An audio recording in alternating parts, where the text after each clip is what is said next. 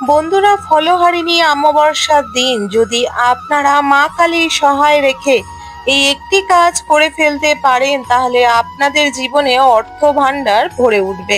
জীবন থেকে দুঃখ, কষ্ট, দারিদ্রতা দূর হবে।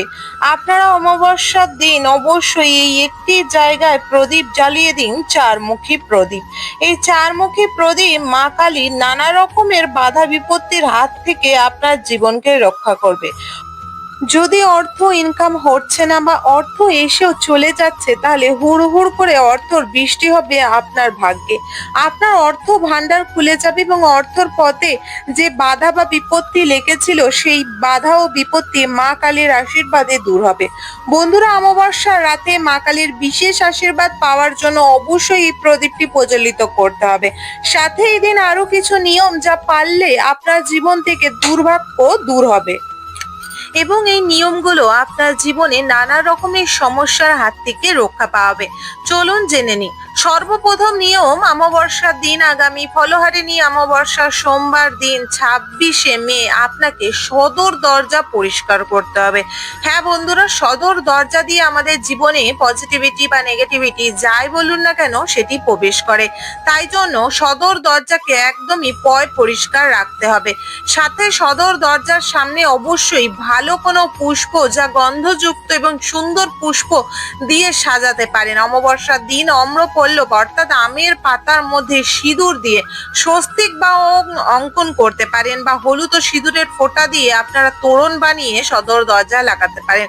কিন্তু খেয়াল রাখবেন, সদর দরজার জল দিয়ে ভালোভাবে ধুয়ে মুছে পরিষ্কার করে নেবেন। সদর দরজার মধ্যে ধুলো, ঝুল, কোনো প্রকার ডাস্ট যেন না থাকে। সাথে সদর দরজার মধ্যে আপনারা অবশ্যই এই দিন সিঁদুর দিয়ে মা কালীর নাম করে ওং বা স্বস্তিক অঙ্কন করবেন। এর ফলে আপনাদের জীবনে থাকা সর্ব বাধা দূর হবে এবং জীবনে যত রকমের নেগেটিভিটি প্রবেশ করেছে সেগুলি কিন্তু দূর হবে জীবন থেকে। তার সাথে জীবনে স্বস্তিক অঙ্কন করলে, অর্থাৎ সদর দরজার স্বস্তিক অঙ্কন করলে, সেটি অমাবস্যার রাতে নানা রকম যা নেগেটিভিটি উৎপন্ন হয় সেগুলি কিন্তু আপনার ঘরে একদমই প্রবেশ করবে না।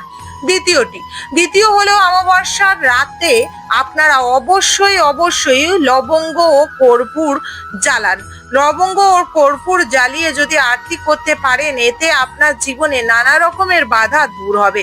লবঙ্গ কর্পূরের সাথে যদি জীবনে উন্নতি এবং জীবন থেকে বাধা বিপত্তি দূর করতে চান, বা অকারণে ঘরের মধ্যে রোগ ব্যাধি, ঝগড়াঝাটি, অশান্তি লেগে আছে, বা নেগেটিভিটির প্রভাব বোঝা যাচ্ছে ঘরের মধ্যে বেশি হয়েছে, তাহলে লবঙ্গ ও কর্পূরের সাথে হলুদ, সর্ষে ও তেজপাতা পুড়িয়ে দিন। 9টি লবঙ্গ, 2-3টি বেশি করে কর্পূর এবং 9টি তেজপাতার সাথে 1 মুঠো মতো বা 1 চামচ মতো সাদা সর্ষে দিয়ে জ্বালিয়ে দিন। এই দিন অবশ্যই আপনারা চেষ্টা করুন যে কিছু এমন প্রদীপ প্রজ্বলিত করা যা আপনার বাস্তুকে সন্ধ্যে থেকেই রক্ষা করবে। বন্ধুরা, অমাবস্যার দিন সন্ধ্যাবেলায় আপনাকে করতে হবে সর্বপ্রথম যে একটি প্রদীপ জ্বালাবেন, সেটি কোথায় জ্বালাবেন, সেটি কি কার্য হবে সেটি জানিয়ে দেবো। তার আগে আপনাকে রেডি করতে হবে আরো 4টে প্রদীপ। সেই 4টে প্রদীপের মধ্যে আপনাকে তেলের প্রদীপ জ্বালাতে হবে। তিল তেলের প্রদীপের মধ্যে তুলোর সলতে দিয়ে জ্বালিয়ে মা কালীর আরতি করবেন। এই 4টে প্রদীপ দিয়ে আরতি করার পর তার মধ্যে আপনারা অবশ্যই লবঙ্গ ও সর্ষে নিবেদন করবেন। সর্ষে ও লবঙ্গ নেগেটিভিটিকে দূর করে এবং পজিটিভ এনার্জিকে ঘরের মধ্যে আসতে সাহায্য করে। সাথে পজিটিভ এনার্জির সাথে ঘরের মধ্যে থাকা যত রকমের বাস্তু দোষ, তাছাড়া নানা রকম কাল দোষ ও গ্রহ দোষ থেকে রক্ষা দেয়। সাথে লবঙ্গ ও বিশেষ করে তেল এবং বিশেষ করে হলুদ, সর্ষে আমাদের জীবনে আয়োন্নতির যে পথে নানা রকম টোটকা বা বাধা দিয়ে কোনো রকম কেউ বাধা করে রাখলে সেই বাধা কাটে, জীবনে থেকে নানা রকম দুর্ভাগ্য দূর হয়। বন্ধুরা, যারা গোপন শত্রুরা যারা আমাদের ক্ষতি করতে চায়, তারা কিন্তু বিশেষ করে এই অমাবস্যার রাতে ক্ষতি করে থাকে। তাই অমাবস্যার রাতে যদি প্রদীপটি আপনাদের সদর দরজায় 2 দিকে জ্বালাতে পারেন, তাহলে সেই নেগেটিভ জিনিসটি, সেই অশুভ জিনিসটি আপনার ঘরে প্রবেশ করতে পারে না। তৃতীয়ত, এই দিন অবশ্যই অবশ্যই গঙ্গা জলে স্নান করুন এবং সন্ধ্যাবেলায় সারা গৃহে গঙ্গা জল দিয়ে শুদ্ধা করুন। গঙ্গা জল সদর দরজাতেও ছেটাবেন। গঙ্গা জলে চান করলে আমাদের শরীরের মধ্যে যত রকমের নেগেটিভিটি আছে সেটি দূর হয় এবং সদর দরজা এবং প্রতি বাড়িতে যদি গঙ্গা জল ছেটান তাহলে এতে কি হবে, ঘরের মধ্যে থেকে নেগেটিভিটি দূর হবে, ঘরের মধ্যে একটি সুরক্ষা কবচ তৈরি হবে। এই দিন যে প্রদীপটি জ্বালাবেন, যে প্রদীপটি সর্বপ্রথম জ্বালানো উচিত এবং মা কালীর পূজা পাঠের পরে কিন্তু শেষে এই প্রদীপটি জ্বালাবেন। অর্থাৎ এই প্রদীপটি আপনাকে দিনার সন্ধ্যাবেলায় জ্বালাতে হবে, গোধূলি সন্ধ্যাবেলায় অমাবস্যার দিন সর্বপ্রথম কাপড় জামা ছেড়ে নিজের মস্তকে গঙ্গা জল ছিটিয়ে এবং সারা গৃহে ও সদর দরজা সহ সব জায়গায় গঙ্গা জল ছিটিয়ে নেবেন। তারপর আপনারা অবশ্যই এই দিন সন্ধ্যাবেলা 4টি তিল তেলের প্রদীপ, তার মধ্যে একটি করে লবঙ্গ ও সামান্য সর্ষে দিয়ে মা কালীর আরতি করবেন। তার মধ্যে যদি কর্পূর দিতে পারেন গুঁড়ো করে অতি উত্তম। মা কালীর আরতি করার পর মা তারার আরতি বা মা কালীর যে ছবি বা বিগ্রহ আপনার ঘরে থেকে আছে তার আরতি করার পর এটি আপনাকে কি করতে হবে জেনে নিন। 4টি প্রদীপের মধ্যে একটি প্রদীপ যাবে তুলসী তলায়, 2টি যাবে সদর দরজায়, একটি থাকবে ঠাকুর ঘরে। এরপরে আপনাকে তৈরি করতে হবে যে প্রদীপটি, সেটি একটি বিশেষ প্রদীপ যা পূর্বপুরুষদের উদ্দেশ্যে অর্পণ করা হয়। বলা হয় যে গৃহে পূর্বপুরুষরা সন্তুষ্ট নয় তাদের ব্যক্তির উপর বা যারা চলে গেছেন আমাদের ছেড়ে, তারা যদি আমাদের উপর সন্তুষ্ট না থাকে, আমাদের কর্মের ফলে তারা যদি কোনো রকম রেগে থাকে তাহলে সেটি কিন্তু আমাদের নানা রকম সাকসেসের পথে বাধা হবে। তার জন্য আপনাকে নিতে হবে একটি মাটির প্রদীপ, তার মধ্যে তুলোর সলতে দিয়ে 4টি প্রদীপ তৈরি করতে হবে।